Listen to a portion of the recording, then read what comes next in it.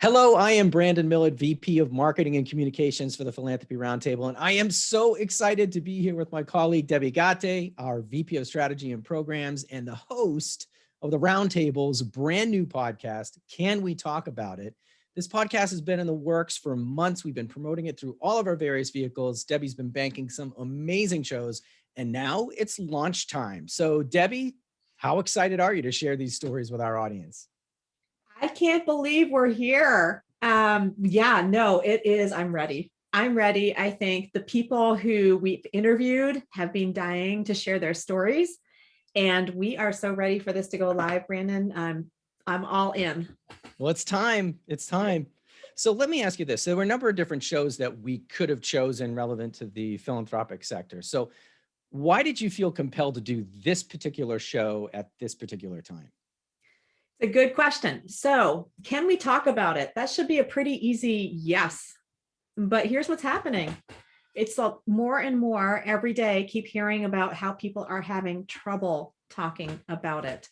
They feel intimidated. They feel scared. They feel they're going to be censored. They feel like there's no way to win in some of these conversations. And then they wonder, should I even be trying to win? So people are on edge about talking to one another. And we have to rediscover that we can actually talk about things that are complicated, difficult, uncomfortable, maybe even painful, and find our voices again. It's in philanthropy, but it's in every other sector. And so we figured this was an important place to start. Let's just start talking again. Well, I think one of the amazing things about Can We Talk About It, and you just alluded to it, is how real and deep these conversations go. Did that surprise you? It did. And I think what's happening is that we are actually having personal conversations as if we're talking one to one. And we are being open and honest. And maybe it's easier to do because it's one to one. And maybe it's easier to do because it's Zoom and there's no audience watching us.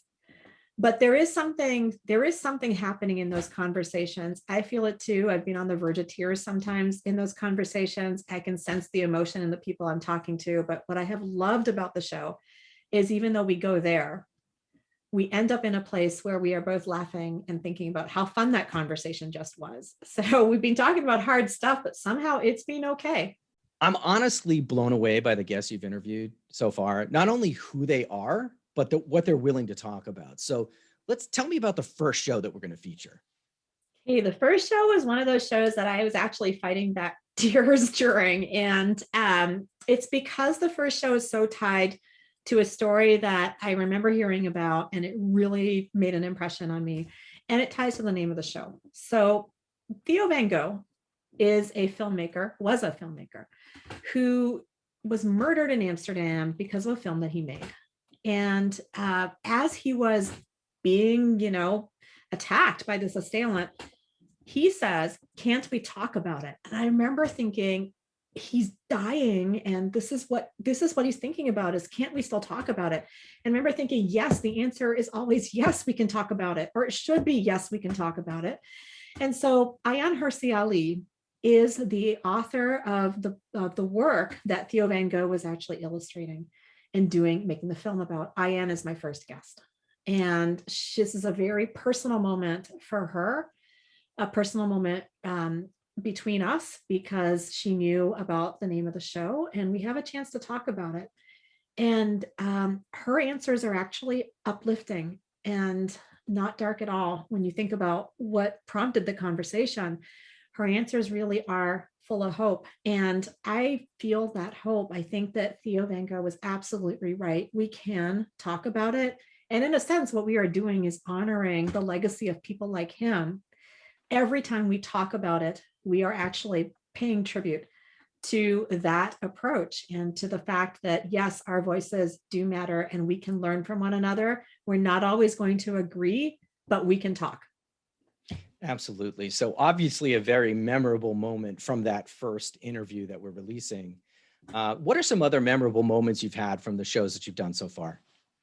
Oh gosh, they really range. There's one in every episode. I would say in the episode with Bret Stephens, we started talking about comedy, and that was not part of the plan, and was very much excited to hear his thoughts and realized that what I appreciated about comedy, he was putting into words, what the role of comedy is in a free society. So that was one. Another, just as an example, Darcy Olson, who runs an organization called Generation Justice and is also a personal friend, we started talking about her kids, and it was one of the sweetest things. And just seeing her light up as she talked about her four, sorry, Darcy, I'm not giving you more kids, 4 adopted kids. The lighting up on her face was just such a special moment. I realized how critical this has been for her life. So obviously the show has an emotional quotient to it, and people can expect to experience a full range of emotions. But I'd be interested to hear, if you had to describe the show in 3 words, what 3 words would you select? I would say personal, I would say uncomfortable, and I would say healing. All right, give me 3 more. Okay, I would say that the show is controversial, the show is unifying, and the show is also edgy. Outstanding. Well, I can't wait to listen. I'm sure a lot of people can't wait to listen either. So why don't you tell people how they can do that? How can they find the show? You can find us on philanthropyroundtable.org, but you can also find us on Spotify, Apple Podcasts, and Google Podcasts. All right, great. Now that people know where they can listen, is there anything else you want to share about the show? Absolutely. I want to thank you, Brandon, for all your support and for helping make this happen, and the entire team at the Philanthropy Roundtable. They've worked really hard and they've been amazing. Outstanding. Well, that's a wrap. Everybody's going to grab a latte and join Debi Ghate for Can We Talk About It? Go to philanthropyroundtable.org for more information.